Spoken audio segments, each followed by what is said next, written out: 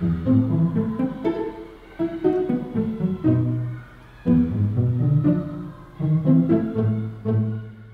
un projet transversal donc, qui nous permet d'associer plein de partenaires, de rendre les élèves acteurs vraiment de leur école, de leurs apprentissages.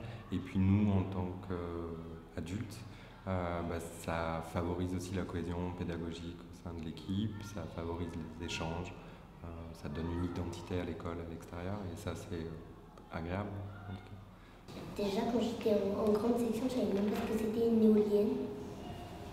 Donc j'ai appris plein de choses. Pour être délégué, on les a expliqués pour qu'ils nous choisissent. Moi, j'ai expliqué aussi de protéger la nature. On avait un peu le droit sur les décisions de l'école. On pouvait, quand on faisait les conseils dans la salle, on pouvait un peu décider ce qu'on voulait pour l'école, et à la fin c'était voté si on voulait faire ça ou pas.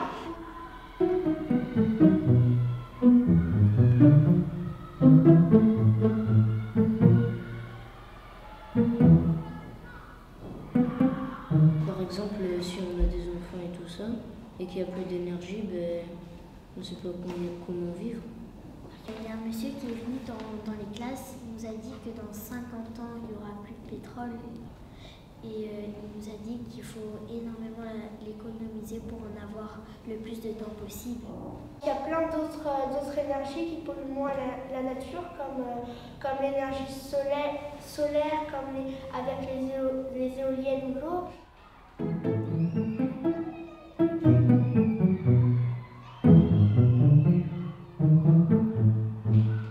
Ma classe l'année dernière, pour économiser de l'énergie, Monsieur Gros, il nous a enlevé une lampe parce qu'on en a 3.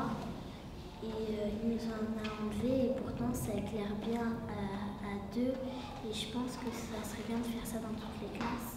Oui, on a nommé des élèves pour éteindre les lumières. Il y a certaines classes pour fermer les fenêtres.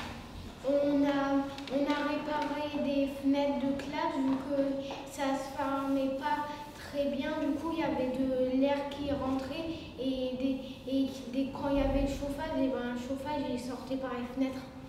Dans les toilettes des filles, la lumière elle est tout le temps allumée. On avait dit que cette année on installerait peut-être des détecteurs de lumière. Quand on arrive, ça s'allume, et quand on part, ça s'éteint.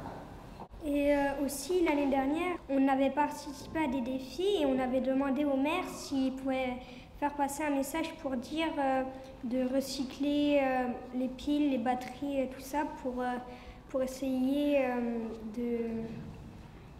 d'améliorer l'école et la nature, pour sauver la nature.